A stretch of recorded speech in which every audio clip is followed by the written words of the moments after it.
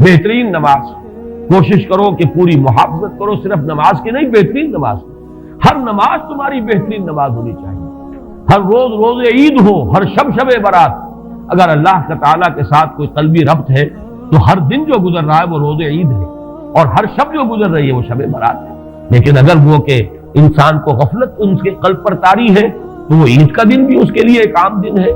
اور شب برات بھی اس کے لیے ویسی ہی ایک رات ہے جیسی کہ ہر روز آتی ہے اور چلی جاتی ہے۔ اس اعتبار سے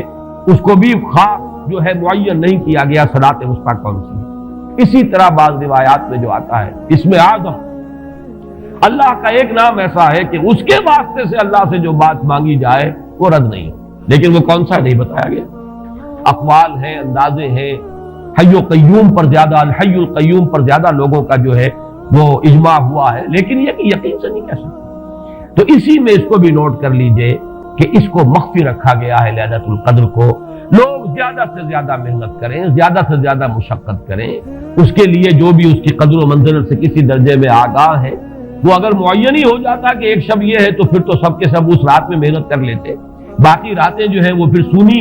اور ویران گزرتی۔ لیکن یہ کہ مطلوب یہ ہے کہ زیادہ سے زیادہ راتیں آباد ہوں، زیادہ سے زیادہ راتوں میں ذکر ہو، عبادت ہو، دعا ہو، اس لیے اس کو مخفی رکھا گیا۔ یہ حکمت ہے۔ اس میں بھی ایک عجیب نکتہ ہے جو امام راضی رحمۃ اللہ علیہ نے بیان کیا ہے، اور حوالہ اگرچہ نہیں دیا اس حدیث کا، لیکن ایک روایت کے حوالے سے بات بیان کی ہے کہ اس کے ظاہر نہ کرنے میں بھی اللہ کی ایک شفقت اور رحمت ہے بندوں کے حق میں، اس لیے کہ اس کی قدر جتنی زیادہ ہے اتنی ہی اس کی ناقدری پر سزا ہوگی۔ اگر معلوم ہو کہ یہ شب ہے اور اس کی ناقدری کو انسان کرے تو گویا کہ پھر وہ اتنا ہی زیادہ مورد عقاب اور مورد سزا بن جائے گا۔ اس کے لیے ایک بڑا پیارا واقعہ نقل کیا امام راضی نے کہ حضور صلی اللہ علیہ وسلم حضرت علی رضی اللہ تعالی عنہ ایک روز مسجد میں داخل ہوئے، ساتھ ہی آئے ہیں، دیکھا کہ ایک شخص سو رہا ہے، نماز کا وقت ہو چکا تھا۔ حضور نے حضرت علی سے فرمایا کہ اسے جگا دو، اسے ہوش میں لے آؤ تاکہ یہ وضو کرے، نماز کے لیے تیاری کرے۔ حضرت علی نے امتثال امر کیا، جا کر جگا دیا۔ لیکن پھر ایک سوال کیا حضرت علی کہ حضور آپ تو خود نیکی کے کاموں میں بہت سبقت فرمانے والے ہیں، سباق بالخیر یہ لفظ ہے، سبقت کرنے والے بہت کثرت کے ساتھ، تو آپ نے یہ جو ہے یہ کام خود کیوں نہیں فرمایا، اور مجھے کیوں اس کے لیے آپ نے حکم دیا؟ آپ خود بھی اسے جگا سکتے تھے۔ آپ نے فرمایا کہ تم اس کی حکمت کو سمجھ لو، میرے جگانے پر اگر وہ نہ جاگتا اور انکار کر دیتا تو کفر ہو جاتا اس کے حق میں، اور تمہارے جگانے پر اگر کوئی تساہل سے بھی وہ کام لیتا تو وہ کفر نہ ہوتا۔ یہ ایک فرق ہے کہ اللہ تعالیٰ کی طرف سے ایک شفقت ہے کہ حضور صلی اللہ علیہ وسلم جگاتے اور کسی درجے میں وہ انکار کر دیتا۔ کبھی ایسا بھی ہوتا آدمی نیند میں ہے اور وہ کہتا جاؤ جاؤ مجھے آرام کرنے دو، تو اگر میرے ساتھ یہ معاملہ ہوتا تو وہ کفر کے درجے کو پہنچ جاتی بات، لیکن اگر تمہارے ساتھ یہ معاملہ ہو بھی جاتا تو اس درجے شدید نہ ہوتا۔ تو گویا کہ حضور نے اس شخص پر شفقت کے اعتبار سے یہ شکل اختیار کی کہ خود نہیں جگایا، بلکہ یہ کہ حضرت علی رضی اللہ تعالیٰ عنہ کو حکم دیا کہ اسے جگا دے۔ یہ نکتہ کہ لیلۃ القدر کے اخفاء میں یہ بات بھی ہے کہ اگر اس کو عیاں کر دیا جاتا، معین کر دیا جاتا، تو پھر جو لوگ اس سے غافل رہتے پھر وہ بہت سخت ناقدری کا ارتکاب کرتے اور بڑی سزا کے مستوجب ہو جاتے۔ اب چھٹی بحث ہے کہ وہ رات کون سی ہے۔ اگرچہ ایک رائے شاذ یہ بھی ہے کہ وہ رمضان سے باہر کی رات بھی ہو سکتی ہے، لازم نہیں ہے کہ رمضان ہی کی کوئی شب ہو۔ اس میں چونکہ بعض حضرات نے ایک روایت کی وجہ سے جسے ہم شب برات کہتے ہیں، لیلۃ البرات، یہ شعبان کی 15ویں شب، درمیانی شب، اور اس کے بارے میں ایک روایت موجود ہے حضرت عائشہ صدیقہ رضی اللہ تعالی عنہا کی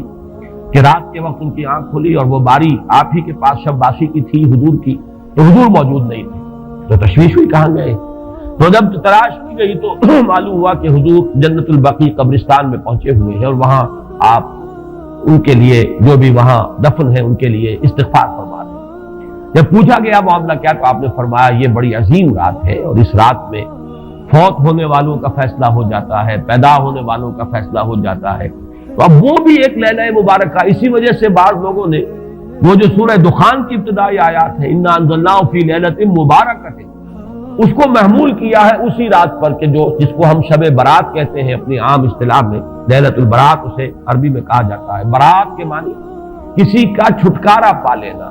یہ شب برات جو ہے وہ برات شادی والی برات نہیں ہے، بلکہ یہ برات کا لفظ ہے عربی زبان کا، جو ہمارے ہاں وہ غلط العام میں برات شب برات بن گیا ہے۔ برات من اللہ ورسولہ، جو سورہ برات کا پہلا لفظ ہے کہ چھٹکارا پانا، کہ وہ رات بھی ایسی ہے کہ اس میں انسان استغفار کرے اور اللہ تعالیٰ سے اپنے گناہوں کی معافی مانگے تو اپنے آپ کو جہنم سے چھٹکارا دلا سکتا ہے، وہ شب برات۔ اس اعتبار سے کچھ لوگوں نے گمان کیا کہ شاید لیلۃ القدر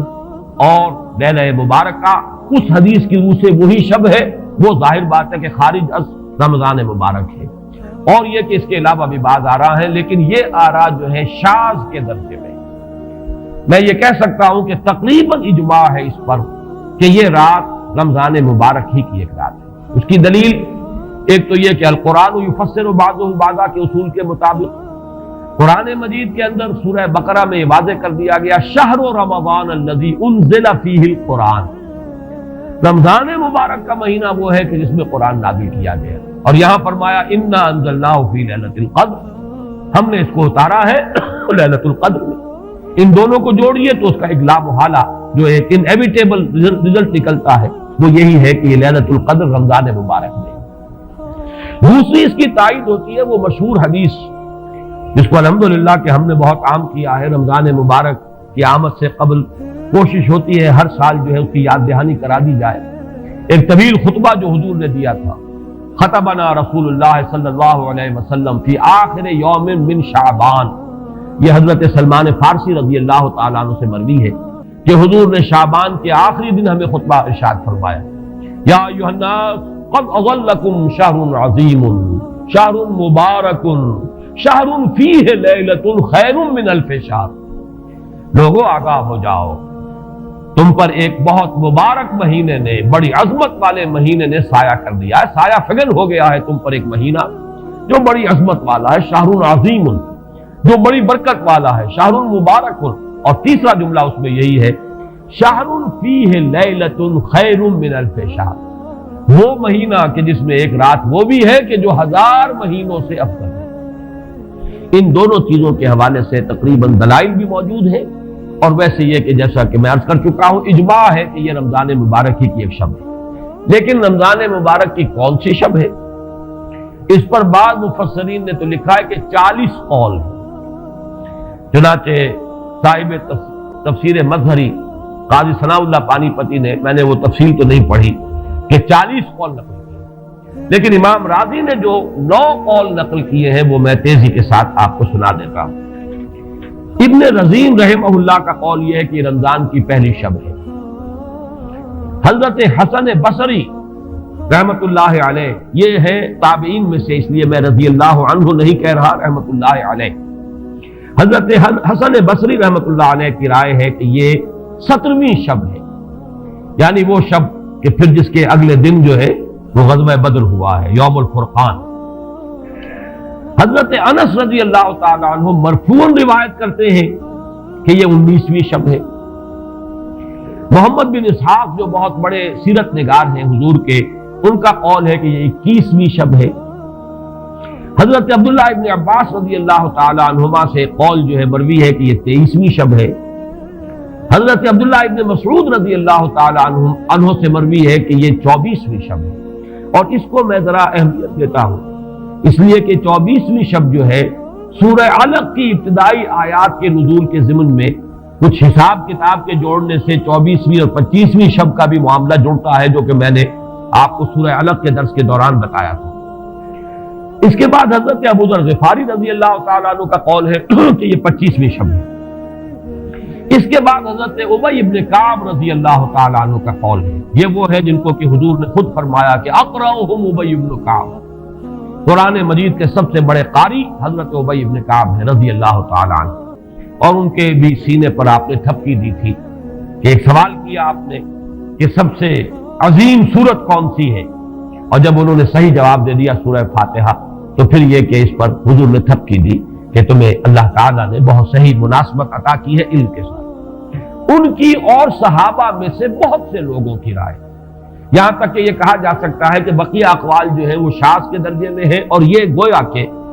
اگر اجماع نہ کہا جائے تو بہت حد تک اتفاق کے درجے میں ہے